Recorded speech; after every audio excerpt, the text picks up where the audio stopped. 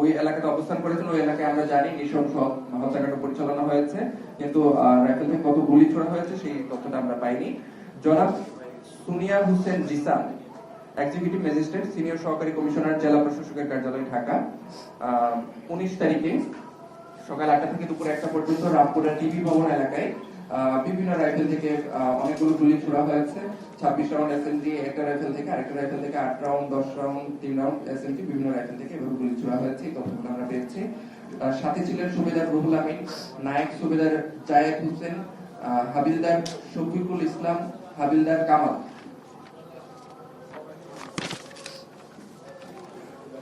সাথে আরো ছিলেন নায়েক দেলোয়ার হোসেন, নায়েক রেজাউল, নায়েক আলমগীর, লেন্স নায়েক মোস্তফা হাবিলদার, শফিকুল ইসলাম, নায়েক শেখ শহীদ আল মামুন।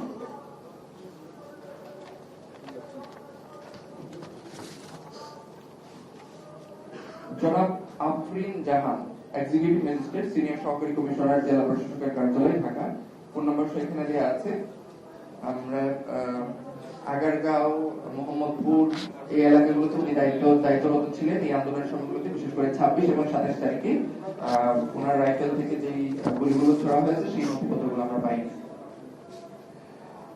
জনাব শরীফ মোহাম্মদ হেলাল উদ্দিন, এক্সিকিউটিভ ম্যাজিস্ট্রেট, সিনিয়র সহকারী কমিশনার, জেলা প্রশাসকের কার্যালয়, ঢাকা, 19 তারিখে রামপুরা এলাকায় টিভি ভবন এলাকায় গুলি চলেছেন।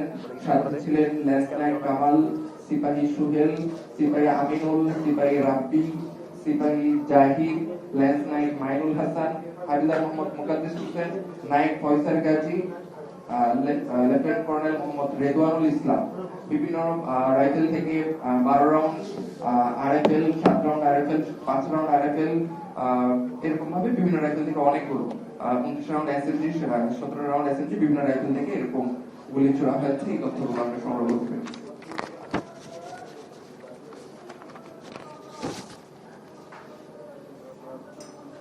জনাব অং মাচিং মারমা, এক্সিকিউটিভ ম্যাজিস্ট্রেট, সহকারী কমিশনার, জেলা প্রশাসকের কার্যালয়, ঢাকা।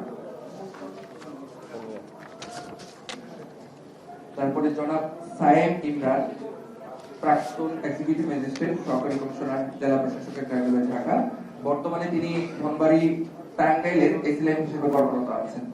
জনাব সায়েম ইমরান বর্তমানে ধনবাড়ি টাঙ্গাইল এসিলাইন হিসেবে কর্মরত আছেন। আর আন্দোলনের সময় 18 তারিখে উনি রামপুরা টিভি ভবন এলাকায় ছিলেন।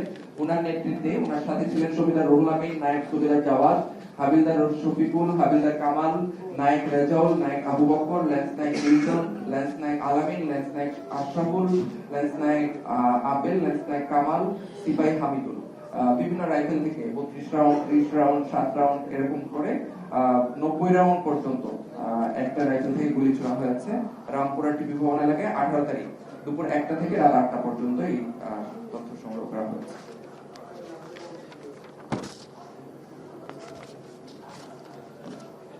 জনাব সাদিয়া আক্তার বর্তমানে নারায়ণগঞ্জ সদরে এসিলেন্ট হিসেবে কর্মরত আছেন। আন্দোলনের সময় উনি ছিলেন এক্সিকিউটিভ ম্যাজিস্ট্রেট, সহকারী কমিশনার, জেলা প্রশাসকের কার্যালয়, ঢাকা। দায়িত্ব ওনার আন্ডারে হচ্ছে 18 তারিখে, সরি 22 তারিখ এবং 23 তারিখে হচ্ছে ওনার দায়িত্বরত অবস্থায় ছিল যে জায়গাগুলোতে আন্দোলনের সময় নৃশংস হত্যাকাণ্ড পরিচালনা করা হয়েছে, কিন্তু নথিগুলো হচ্ছে মুছে ফেলা হয়েছে। আমরা নথিগুলো সংগ্রহ করতে পারি। জনাব মাহমুদুল হাসান রাসেল, এক্সিকিউটিভ ম্যাজিস্ট্রেট, সহকারী কমিশনার, ভূমি, মোহাম্মদপুর এলাকায় উনি দায়িত্বরত ছিলেন। এখানে আমরা নথি সংগ্রহ করতে পারিনি। তারপরে জনাব মোহাম্মদ জাকির হোসেন, এক্সিকিউটিভ ম্যাজিস্ট্রেট, সহকারী কমিশনার, ধানমন্ডি রাজস্ব, ঢাকা। সাবেক জনপ্রশাসন মন্ত্রী ফরহাদ হোসেনের রিলেটিভ, ছাত্রলীগ নেতা, বর্তমান ডেমরার এসিলেন্ট হিসেবে কর্মরত আছেন। আপনারা চিন্তা করতে পারলে মানে দেখলে চিন্তা করতে পারবেন, ছাত্রলীগ নেতা হিসেবে ভূমিকায় ছিলেন, ডেমরার এসিলেন্ট হিসেবে রানী কর্মরত আছেন এখনো পর্যন্ত। সাবেক জনপ্রশাসন মন্ত্রী ফরহাদ হোসেনের রিলেটিভ, নাম হচ্ছে জনাব জাকির হোসেন, এক্সিকিউটিভ ম্যাজিস্ট্রেট, সহকারী কমিশনার। 19 তারিখে সকাল 8টা থেকে দুপুর 1টা পর্যন্ত রামপুরা টিভি ভবন এলাকায় ওনার নেতৃত্বে গুলি ছোড়া হয়। ওনার সাথে ছিলেন লেন্স নায়েক মিল্টন, লেন্স নায়েক ওয়াজেদ, ল্যান্স নায়ক জাহিদ, ল্যান্স নায়ক আলামিন, ল্যান্স নায়ক কামরুজ্জামান, ল্যান্স নায়ক রাইসুল, হাবিলদার লিয়াকত আলী, সুবেদার ফরহাদ হোসেন, নায়ক সুবেদার জিয়াউল হক, বিভিন্ন রাইফেল থেকে 18 রাউন্ড, 9 রাউন্ড, 20 রাউন্ড, 49 রাউন্ড করে 2টা রাইফেল থেকে, তারপর 77 রাউন্ড, এরকম করে এসএমজি বিভিন্ন পরিমাণের গুলি এখান থেকে ছোড়া হয়েছে।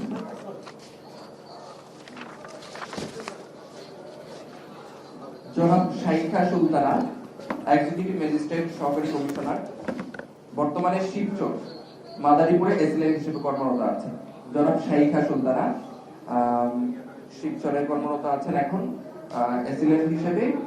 22 তারিখ 26 তারিখ ওনার যেই দায়িত্বে ছিলেন ঢাকা জেলা মহানগর এলাকায় এবং সায়েদাবাদ এলাকায় যে জায়গাগুলোতে গুলি ছোড়া হয়েছে, এই জায়গায় ওনার দায়িত্বে এই জায়গাগুলো ছিল। আমরা এখানে গুলি রাইফেল থেকে কত ছোড়া হয়েছে এই তথ্যটা সংগ্রহ করতে পারি। এই ছিল হচ্ছে ম্যাজিস্ট্রেটের আন্ডারে যে জায়গাগুলো ছিল এবং যে গুলিগুলো ছোড়া হয়েছে, যে তথ্যগুলো আমরা সংগ্রহ করতে পেরেছি সে তার একটা সংক্ষিপ্ত তালিকা। আমাদের কাজ এখনো পর্যন্ত চলমান আছে এবং এটা আমরা চলমান রাখবো ইনশাআল্লাহ। আমাদের দুইটা বিষয় আছে বাকি, সেটা হচ্ছে আমরা যে আজকে যে তালিকাটা প্রকাশ করেছি মূলত এখানে আংশিক তালিকা আপনারা সকলেই জানেন। আমরা অলরেডি আমাদের যে মিডিয়া গ্রুপটা আছে জুলাইকে সেখানে আমরা শেয়ার করেছি। তো তাদের বিরুদ্ধে কি ব্যবস্থা নেবে সরকার এবং আমরা কি চাই এই সার্বিক বিষয়গুলো নিয়ে আমাদের লিখিত বক্তব্য আছে এবং আমাদের কর্মসূচি আছে এবং আমাদের একটি আলটিমেটাম দেওয়া আছে। সেই বিষয়গুলো নিয়ে আমাদের দুইজন সংগঠক আছে আমাদের মাঝে, এবি জুবাইর এবং মুসাদ্দিক আলী ইবনে মোহাম্মদ, তারা দুইটি বিষয় আপনাদের সামনে পরিষ্কার করবেন। তো আমাদের যে দাবিগুলো ছিল মূলত এখানে যে তালিকাটা আমরা প্রকাশ করেছি, এখানে আমার হাতে আছে 95 জন ম্যাজিস্ট্রেটের তালিকা প্লাস হচ্ছে 44 জন যে সচিব বা আমলা ছিল তাদের তালিকা। তো তাদের বিরুদ্ধে যেটা হয়েছে, আমরা গত 15 দিন অবজার্ভ করেছি সচিবালয়ে, সেখানে 10 জনের বিরুদ্ধে তারা যে ব্যবস্থাটা নিয়েছে সেটা খুবই হাস্যকর। তাদেরকে সচিব থেকে সরিয়ে আরেকটি জায়গায় দায়িত্ব দেওয়া হয়েছে। সে হয়তো সচিবালয়ে নাই কিন্তু একটি গুরুত্বপূর্ণ জায়গায় আছে, তাকে ওয়েসডিও করা হচ্ছে না, তাকে বাধ্যতামূলক অবসর দেওয়া হচ্ছে না।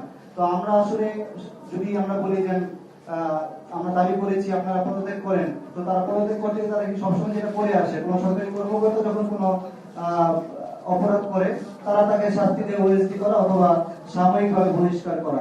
তো এটা তো কোনো সাজা হইতে পারে না। একজন সচিব যার নির্দেশে গুলি চালানো হলো, একজন ম্যাজিস্ট্রেট যার নির্দেশে গুলি চালানো হলো, তাকে দেওয়া হইলো কোথায়? এখন সে দায়িত্ব পালন করছে সাপোজ নারায়ণগঞ্জের এসিল্যান্ডের অফিসে সে দায়িত্বে আছে। তো যে ঢাকায় যাত্রাবাড়ি দাঁড়িয়ে থেকে গুলি করেছে ছাত্রদের, সে এখন নারায়ণগঞ্জ গিয়ে একটি আশ্রয় নিয়েছে।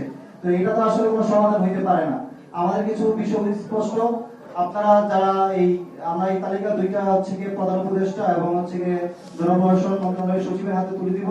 তারা কি ব্যবস্থা নেয়, তারা হচ্ছে আমাদের যে বাকি দুইজন আলোচক আছে আমাদের এই জুবাইর মুসাদ্দিক আলী ইবনে মোহাম্মদ, তারা কর্মসূচি ঘোষণা করবে, আমরা সেই কর্মসূচি পালন করবো ইনশাআল্লাহ। এরপর যে বক্তব্য রাখবেন, লিখিত বক্তব্য পাঠ করছেন আমাদের জুলাইয়ের অন্যতম সংগঠক এবং ছাত্র জনতার যে আন্দোলন, সেই আন্দোলনের একজন প্রথম সারির আপনারা সকলেই চিনেন আমাদের মুসাদ্দিক আলী ইবনে মোহাম্মদ, তাকে অনুরোধ করছি লিখিত বক্তব্য পাঠ করার জন্য।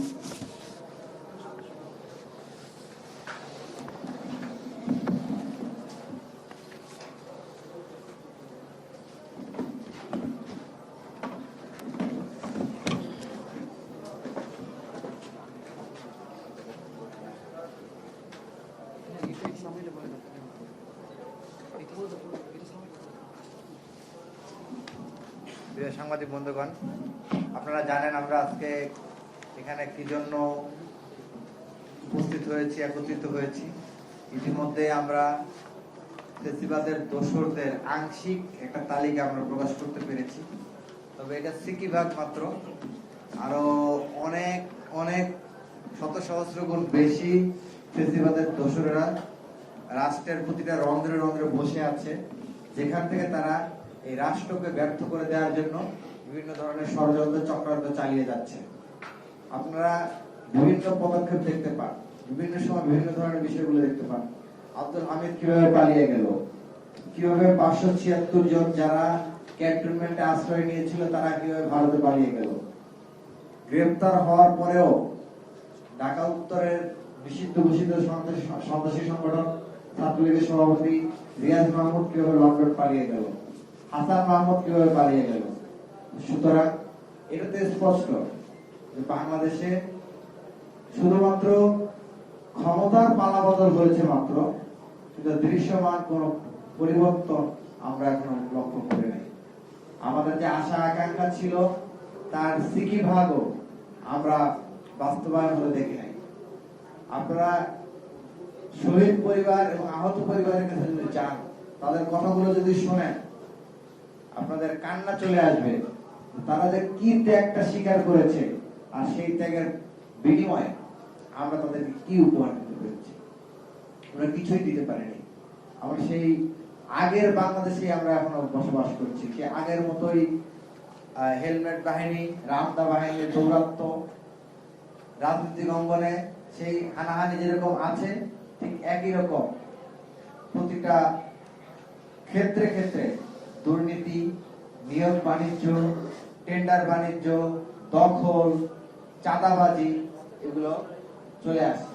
এগুলো বন্ধ করার ক্ষেত্রে কোন ধরনের পদক্ষেপ সেই ধরনের দেখা যাচ্ছে না। অত্যন্ত দুঃখজনক হলো সত্য, যেই গুম এবং আয়না ঘরের প্রতিবাদে আমাদের অভ্যুত্থানটা হয়েছিল, আগস্ট পরবর্তী সময়ে আমরা কয়েকদিন আগে একটা গুমের ঘটনাও দেখলাম জগন্নাথ বিশ্ববিদ্যালয়ের একজন শিক্ষার্থীকে কিভাবে 26 ঘন্টা গুম করে রাখা হলো ডিবি অফিসে। তো আমরা চাই সমাজের সামগ্রিক পরিবর্তন, দেশের সামগ্রিক পরিবর্তন। আমরা এমন একটা দেশ বিনির্মাণ করতে চাই, জুলাই ঐক্য এমন একটা দেশ বিনির্মাণ করতে চাই যেই দেশে ফেসিবাদের কোনো জায়গা হবে না। প্রতিটা জায়গা থেকে, প্রতিটা ইঞ্চি থেকে ফেসিবাদের বিষ বাষ্প আমরা মুছে দিব। তো সেই লক্ষ্যে আপনারা জানেন, গত 10ই মে সন্ত্রাস বিরোধী আইনে আওয়ামী লীগের কার্যক্রম নিষিদ্ধ এবং নির্বাচন কমিশন থেকে তাদের নিবন্ধন স্থগিত করেছে গভর্নমেন্ট। আওয়ামী লীগ নিষিদ্ধের দাবিকে সামনে রেখে আমরা আমাদের যে জুলাই ঐক্য, সেটি আমরা গত 6 মে গঠন করেছিলাম। প্রায় শুরুর দিকে আমাদের মাত্র 35টার মতো সংগঠন ছিল, 35টার কাছাকাছি, কিন্তু পরবর্তীতে 2-1 দিনের ব্যবধানে প্রায় 80টার কাছাকাছি সংগঠন আমাদের এই জোটে যুক্ত হয় এবং তাদেরকে সাথে নিয়ে আমরা যে সামগ্রিক আন্দোলন গড়ে তুলতে পেরেছিলাম, তারই একটা ফসল হিসেবেই কিন্তু আওয়ামী লীগকে গভর্নমেন্ট নিষিদ্ধ করতে বাধ্য হয়েছে। কিন্তু আপনার গভর্নমেন্ট আওয়ামী লীগের কার্যক্রম নিষিদ্ধের যে সিদ্ধান্তটা দিয়েছে, সেটা কিন্তু জুলাই ঐক্যের যে দাবি, সেই দাবিকে পুরোপুরি ধারণ করে না। সেই জায়গা থেকে আমরা সরকারের এই সিদ্ধান্তটাকে পুরোপুরি ভাবে গ্রহণ করতে পারিনি। তারপর আমরা তাদেরকে স্বাগত জানিয়েছিলাম। সরকার আওয়ামী লীগের কার্যক্রম নিষিদ্ধ করে যে গেজেট প্রকাশ করেছে, সে অনুযায়ী আওয়ামী লীগের সহযোগী সংগঠনের কার্যক্রম এবং এর সাথে অন্তর্গত ব্যক্তিদের বিরুদ্ধে যে ব্যবস্থা নেওয়ার কথা ছিল, সেটি এখন পর্যন্ত প্রায় আজকে সপ্তাহ একটা অতিক্রম, প্রায় 1.5 সপ্তাহ অতিক্রম হতে চলছে, কিন্তু এখন পর্যন্ত আমরা কোনো কার্যকরী পদক্ষেপ কিন্তু আমরা দেখতে পাইনি। সন্ত্রাসী সশস্ত্র জঙ্গিরা কিন্তু এখনো বিভিন্ন জায়গায় মিছিল করার মতো দুঃসাহস তারা দেখিয়ে যাচ্ছে। গেজেট অনুযায়ী কথা ছিল যে আওয়ামী লীগের যত সহযোগী সংগঠন আছে, যারা এই গণহত্যায় সহযোগিতা করেছে, এই হত্যাকাণ্ডে আওয়ামী লীগকে ফেসিবাদ হয়ে উঠতে যারা সহযোগিতা করেছে, তাদের বিরুদ্ধে ব্যবস্থা গ্রহণ করা হবে। কিন্তু 1.5 সপ্তাহ অতিবাহিত হয়ে যাওয়া সত্ত্বেও এখন পর্যন্ত 14 দল, যারা গত 15-16 বছর যাবৎ আওয়ামী লীগকে ফেসিবাদ হয়ে উঠতে যারা সহযোগিতা করেছে, ফেসিবাদ হওয়ার যাবতীয় রসদ জুগিয়েছে, যারা ফেসিবাদ হওয়ার মূল জ্বালানি এবং শক্তি ও অনুপ্রেরণা দিয়েছে, তাদের বিরুদ্ধে কোনো ব্যবস্থা এখন পর্যন্ত গঠন করা হয়নি। আপনারা জানেন, শুধু জুলাই আগস্টে নয়, গত 15-16 বছর যাবৎ সচিবালয়ে আমলা ও প্রশাসনের কর্মকর্তারা যেভাবে শেখ হাসিনার হাতকে শক্তিশালী করেছিল, ঠিক একই কায়দায় কিন্তু এখনো তারা সরকারের ভিতর থেকে বিভিন্ন তথ্য এই খুনিকে দিয়ে সহযোগিতা করছে এবং যোগাযোগ অব্যাহত রাখছে। প্রায় 2000-এর অধিক ছাত্র জনতা জীবন দিল, শহীদ হইল। 31,000-এর অধিক ছাত্র জনতা আহত হইল, পঙ্গুত্ব বরণ করলো, রক্ত দিল।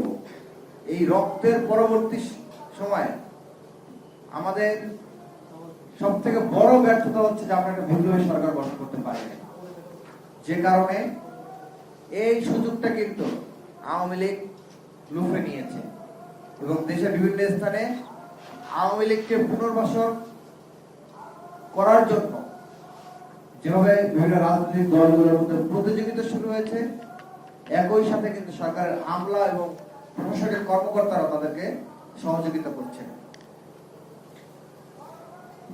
আওয়ামী লীগের এখনো অনেক এমপি মন্ত্রী এখনো দেশেই আছে, তারা কিন্তু দেশ থেকে পালায় যায়নি, অনেকে এখনো দেশে। আপনারা কয়েকদিন আগে দেখেছেন যে ডক্টর শিরিন শারমিন তার পাসপোর্ট তার ঘরে যেয়ে বানিয়ে দিয়ে এসেছে। তারপরে সাবের হোসেন চৌধুরীকে তো জামিন দিয়ে দিয়েছে। তো এরকম অসংখ্য এমপি যারা বিশেষ করে জুলাইয়ের 15 তারিখের পরবর্তীতে আওয়ামী লীগ যে গণহত্যা সংঘটিত করেছে, সেই গণহত্যায় কিন্তু এরা সামনে থেকে নেতৃত্ব দিয়েছে।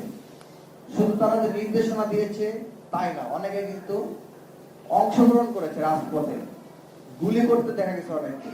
এরকম অনেক এমপি, মন্ত্রী, উপজেলা চেয়ারম্যান এরা কিন্তু এখন দেদারসে ঘুরে বেড়াচ্ছে এবং বিভিন্ন রাজনৈতিক দলের আশ্রয় প্রশ্রয়ে, বিভিন্ন প্রশাসনিক কর্মকর্তাদের আশ্রয় প্রশ্রয়ে তারা বেড়ে উঠছে। তো তাদের ব্যাপারে কিন্তু কোনো ব্যবস্থা গ্রহণ করতে আমরা দেখছি না। আমরা অনেক ধৈর্য ধারণ করেছি, আমরা সরকারের প্রতি আস্থাশীল ছিলাম যে তারা যেহেতু অভ্যুত্থানের ম্যান্ডেট নিয়ে এসেছে, তারা আমাদের দাবিগুলোকে সম্মান জানাবে, অভ্যুত্থানের স্পিরিটকে সম্মান জানাবে এবং আর কোনো আন্দোলন করতে হবে না। যেহেতু আমরা এত রক্ত ঝরিয়ে একটা অভ্যুত্থান পরবর্তী গভর্নমেন্ট গঠন করেছি, তারা যা করবেন ছাত্র জনতার স্বার্থেই করবেন। কিন্তু অত্যন্ত দুঃখজনক হলে সত্য, আগস্টের পরবর্তীতে আন্দোলন ছাড়া, রাজপথে নামা ছাড়া একটি দাবিও, একটি চাওয়া পাওয়া ওই গভর্নমেন্ট পূরণ করে নাই। আওয়ামী লীগ নিষিদ্ধ বলেন, আমাদের আন্দোলন কেন করতে হবে? অভ্যুত্থানের তো দাবি ছিল যে আওয়ামী লীগকে নিষিদ্ধ করা হবে। 5 আগস্টের পর তো গভর্নমেন্টের অন্যতম প্রধান লক্ষ্য ছিল আওয়ামী লীগকে নিষিদ্ধ করা, আহতদের চিকিৎসা নিশ্চিত করা, শহীদ পরিবার এবং আহতদের পুনর্বাসন নিশ্চিত করা।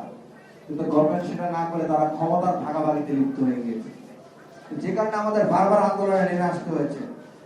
জুলাইয়ের স্পিরিট এবং জুলাই ঐক্যের মাঝে বিভেদ ঘটানোর জন্য বিভিন্ন ধরনের অপতৎপরতা কিন্তু আমরা লক্ষ্য করছি।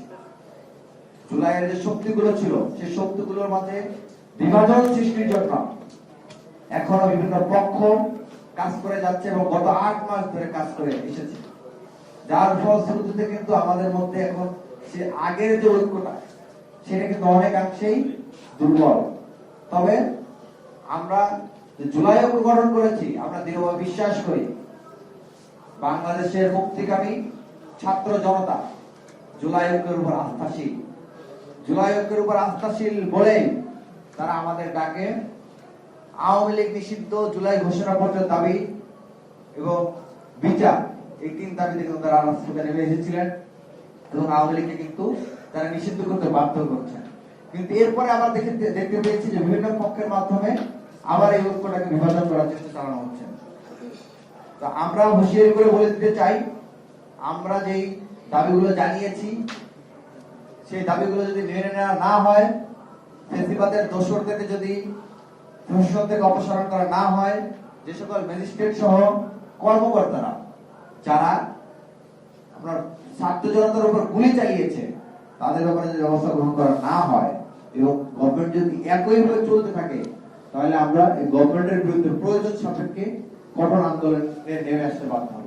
সবাইকে ধন্যবাদ। এ পর্যায়ে পরবর্তী কর্মসূচি ঘোষণা করার জন্য অনুরোধ করছি জুলাই ঐক্যের অন্যতম সংগঠক এবি জুবায়ের। পরবর্তী কর্মসূচি ঘোষণা নিয়ে এসেছেন জুলাই ঐক্যের অন্যতম সংগঠক এবি জুবায়ের।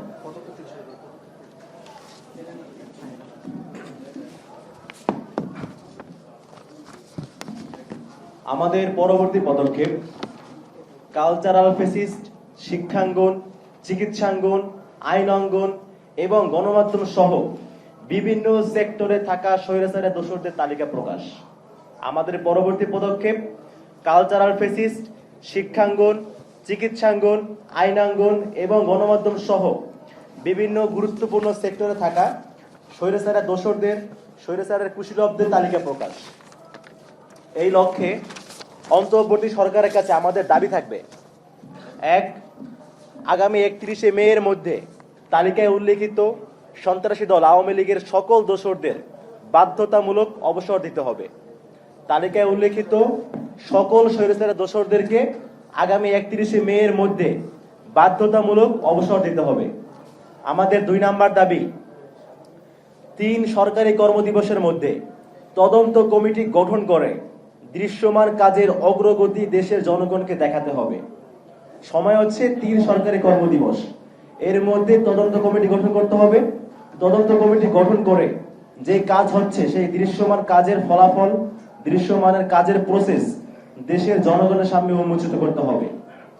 আমাদের 3 নাম্বার দাবি, দেশের তথ্য পাচারকারী, ছাত্র জনতার বুকে গুলি চালানো নির্দেশদাতা এবং সহযোগী সকল আমলা এবং প্রশাসনের কর্মকর্তাদের পরিবার সহ সকলের ব্যাংক হিসাব ও অবৈধ সম্পদ জব্দ করতে হবে।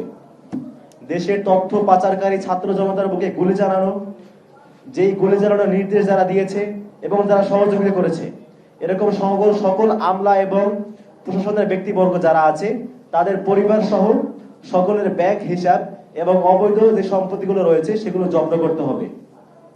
আমাদের 4 নাম্বার দাবি, স্বৈরাচারের দোসর আমলা ও প্রশাসনের কর্মকর্তাদের দেশ থেকে নিষেধাজ্ঞা দিতে হবে এবং আইনানুগ ব্যবস্থা গ্রহণ করতে হবে। অর্থাৎ যারা ফেসিবাদের দোসর আমলা এবং যারা এখনো শপথে বহাল রয়েছে, আওয়ামী লীগকে পুষ্টি জুগিয়েছিল, তাদের দেশ থেকে নিষেধাজ্ঞা দিতে হবে। তারা যেন কোনো ক্রমেই বিচার না হওয়ার পূর্বে দেশ ছেড়ে পালাতে না পারে, এটা ইনশিওর করতে হবে। একই সাথে তাদের বিরুদ্ধে আইনানুগ ব্যবস্থা গ্রহণ করতে হবে। আমাদের 5 নাম্বার দাবি, আগামী 36শে জুলাই, সেই সিগনিফিকেন্ট 36শে জুলাই অর্থাৎ 5ই আগস্ট, আগামী 5ই আগস্টের মধ্যে এখনো পর্যন্ত চিহ্নিত সকল স্বৈরাচারের দোসরদের শ্বেতপত্র সরকারি ওয়েবসাইটে প্রকাশ করতে হবে। অর্থাৎ যে তালিকা আমরা প্রকাশ করেছি এবং অন্যরা যে সমস্ত তালিকা প্রকাশ করেছে, সবগুলো তালিকা ভেরিফিকেশন করে যারা আসলে স্বৈরাচারের দোসর ছিল তাদেরকে শ্বেতপত্র আকারে সরকারি ওয়েবসাইটে তাদের নামগুলো প্রকাশ করতে হবে। আমাদের 6 নাম্বার দাবি, আপনারা জানেন যে আইনের 132 নাম্বার ধারার কারণে থানাগুলোতে খুনি পুলিশের নামে মামলা নিচ্ছে না। যারা আমাদের উপর গুলি চালিয়েছিল সমস্ত পুলিশের কর্মকর্তারা, তাদের বিরুদ্ধে মামলা করতে গেলে আপনারা জানেন আইনের 132 নাম্বার ধারার দোহাই দেওয়া হয়, এই দোহাই দিয়ে মামলা নেওয়া হয় না। সো আমাদের দাবি হচ্ছে আগামী 31শে মে 2025 মধ্যে এই 132 নাম্বার ধারাকে বাতিল করতে হবে অথবা সংশোধন করতে হবে, যাতে করে যারা এই গণহত্যায় সহযোগী ছিল, গণহত্যা চালিয়েছে, তাদের বিরুদ্ধে দেশের জনগণ আইনানুগ ব্যবস্থা গ্রহণ করতে পারে। আমাদের 7 নাম্বার দাবি হচ্ছে আগামী 31শে মে এর মধ্যে সেনানিবাসে আশ্রয় নেয়া 626 জনের তালিকা প্রকাশ করতে হবে। অর্থাৎ যারা সেনানিবাসে আশ্রয় নিয়েছিল 626 জন, তাদের তালিকা প্রকাশ করতে হবে পাবলিকলি, এবং তারা এখন কোথায় আছে, তারা কতজন ছিল এবং কার কার সহযোগিতা তারা দেশ ছেড়েছে সেই তালিকাও প্রকাশ করতে হবে। আগামী 31শে মে এর মধ্যে সেনানিবাসে আশ্রয় নেয়া 626 জনের তালিকা প্রকাশ, সচিবালয় ও প্রশাসন স্বৈরাচারের দোষর মুক্ত এবং আইনের 132 নাম্বার ধারা বাতিল অথবা সংশোধন করতে হবে, এটা হচ্ছে আমাদের আজকের দাবি। এবং এই দাবি যদি মেনে নেওয়া না হয়, যদি আমাদের এই যৌক্তিক দাবিগুলো মেনে নেওয়া না হয়, তাহলে আগামী 31শে মে এর পর থেকেই ছাত্র জনতা এবং জুলাইয়ের স্পিরিট ধারণকারী সকল সংগঠনকে সাথে নিয়ে, সকল মহলকে সাথে নিয়ে আমরা মার্চ টু সচিবালয় সহ এবং প্রয়োজন সাপেক্ষে এর চাইতেও কোনো যদি কঠোর কর্মসূচি দেওয়া লাগে সেই কর্মসূচি আমরা দিব। যদি আগামী 31শে মে এর মধ্যে আমাদের যে দাবিগুলো উল্লেখ করেছি তার মধ্যে যে মেইন দাবিগুলো, অর্থাৎ সেনানিবাসে আশ্রয় নেয়া 626 জন, তাদের তালিকা প্রকাশ, সচিবালয় এবং প্রশাসনে স্বৈরাচারের যে সমস্ত দোষররা এখনো রয়ে গিয়েছে তাদেরকে সেখান থেকে বহিষ্কার করা, তাদের থেকে দেশের জনগণকে মুক্তি দেয়া এবং আইনের যে 132 নাম্বার ধারা সেই ধারা বাতিল বা সংশোধন করতে হবে। যদি এগুলো না করা হয় তাহলে আগামী 31শে মে এর পর থেকেই আমরা ছাত্র জনতার সাথে নিয়ে আবার মাঠে নামবো এবং আমরা মার্চ টু সচিবালয় দিব, এবং যদি প্রয়োজন হয় এর চাইতেও কোনো কঠোর কর্মসূচি দেওয়া লাগে সেটিও আমরা দিব, এবং সকলকে সাথে নিয়ে আমরা জুলাইয়ের স্পিরিট ধারণকারী সংগঠন জুলাই ঐক্য, আমরা জুলাইকে সমন্বিত রাখবো ইনশাআল্লাহ। আমি আজকের এই সংবাদ সম্মেলনে আসার জন্য সকল সাংবাদিক বন্ধুদের ধন্যবাদ জানিয়ে আজকের প্রেস কনফারেন্স এখানে সমাপ্ত করছি। ধন্যবাদ সবাইকে।